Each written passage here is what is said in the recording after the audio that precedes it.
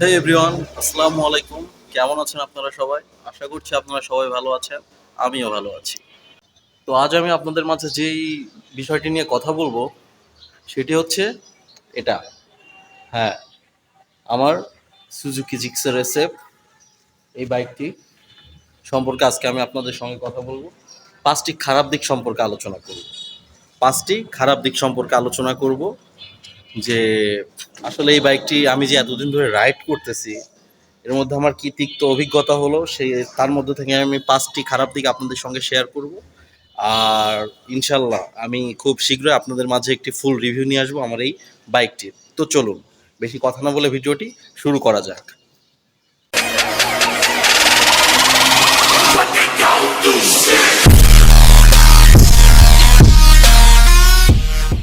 তো বন্ধুরা, এই বাইকটির খারাপ দিক সম্পর্কে যদি বলতে হয় তাহলে সবার আগে কথা বলতে হবে এই বাইকটির ইঞ্জিন নিয়ে। সেটা কি, সব থেকে বড় সমস্যা হচ্ছে এই বাইকটার ইঞ্জিন। এটা একটা এয়ার কুলড ইঞ্জিন। আমরা এত টাকা দিয়ে একটা এয়ার কুলড ইঞ্জিন কিনতেছি,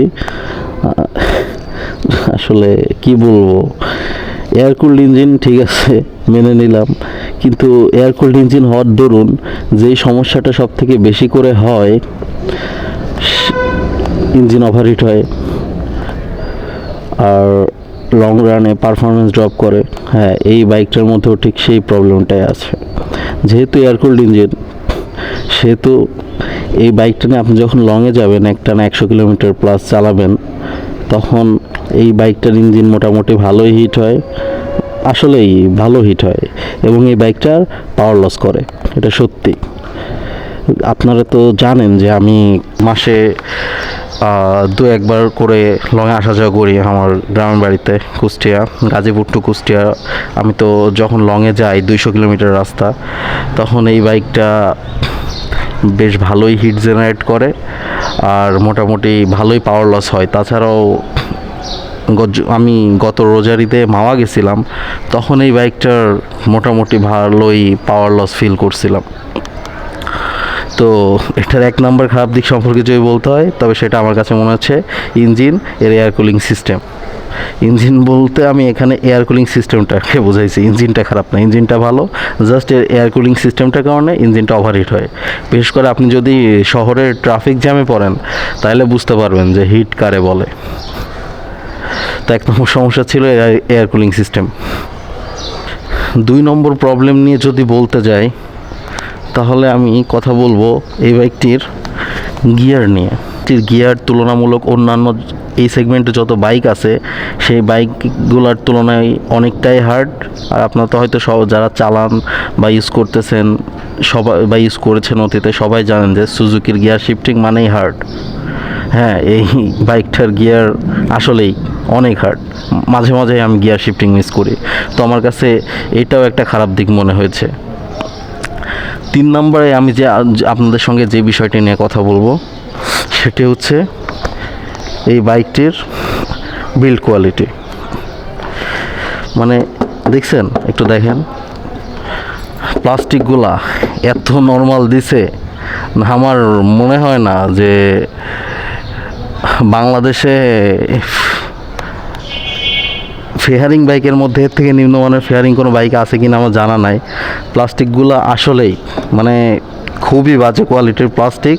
মানে ইনকেস আপনি যদি কখনো ক্র্যাশ করেন, তাহলে শিওর ভাঙবেই, 100-100, এটা মিস নাই। অ্যাক্সিডেন্ট করলে সব বাইকের ফেয়ারিংই ভাঙবে, ভসকাবে, মস্কাবে, এটা সত্যি, কিন্তু মানে হাত দিলে তো বোঝা যায় না। এই যে আপনি যখন এগুলো জাস্ট ট্যাপ করলে বুঝতে পারবেন যে প্লাস্টিকগুলো কতটা নিম্নমানের, ঠিক আছে। তো এর 3 নম্বরে আমার কাছে মনে হয়েছে বাইকটির বিল্ড কোয়ালিটি আসলেই খুব একটা ভালো না। এছাড়াও এই যে বিল্ড কোয়ালিটির মধ্যে সুইচ গিয়ারগুলো আছে, এইগুলো আরও ভালো হইতে পারতো। সুইচ গিয়ারগুলো আমার কাছে খুব একটা ভালো মনে হয় না। তাহলে 1 নম্বরে ছিল ইঞ্জিনের এয়ার কুলিং সিস্টেম, 2 নম্বরে গিয়ার শিফটিং হার্ড, আর 3 নম্বরে বাইকটির বিল্ড কোয়ালিটি নিয়ে কথা বললাম। 4 নম্বরে আমি আপনাদের সঙ্গে যে বিষয়টি শেয়ার করব সেটা আমার কাছে, মানে আমি নিজের পার্সোনাল যেটা ফিল করছি সেটা হচ্ছে বাইকটির সিট। অনেক বেশি হার্ড, অনেক বেশি হার্ড, মানে আসলে অনেক হার্ড। পিলিয়ন সিট বলেন বা হচ্ছে রাইডিং সিট বলেন, অনেক বেশি হার্ড। আমি যখন লং রাইডে গেছি, শর্ট রাইডে আমার তেমন কিছু মনে হয় না, কিন্তু আমি যখন লংয়ে যাই তখন সত্যি কথা বলতে আমার পশ্চাৎ দেশে যে কী অবস্থা হয় সেটা আমি জানি। আর যারা চালান তারাও হয়তো আমার সঙ্গে একমত হবেন অনেকেই, যে আসলে এই বাইকটির সিট তুলনামূলক এই সেগমেন্টে অন্যান্য বাইকের তুলনায় অনেকটাই শক্ত। 5 নম্বরে আমি আপনাদের সাথে যে খারাপ দিকটি সম্পর্কে আলোচনা করব সেইটি হচ্ছে এই বাইকটির টায়ার। এই বাইকটিতে এমআরএফের রেডিয়াল টায়ার ইউজ করা হয়েছে, ব্র্যান্ডটাও খারাপ না। রেডিয়াল টায়ার হিসাবে আমার কাছে যেটা খারাপ লাগছে সেটা হচ্ছে এই বাইকটির টায়ার গ্রিপ। আপনি যখন বাইকটি চালাইতে চালাইতে যদি আপনি একটু ভেজা কাদার মধ্যে যান তাহলে এই বাইকটি স্লিপ করবে।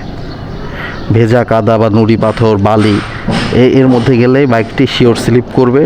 আপনাকে ওইখানে অনেক বেশি সতর্ক থাকতে হবে।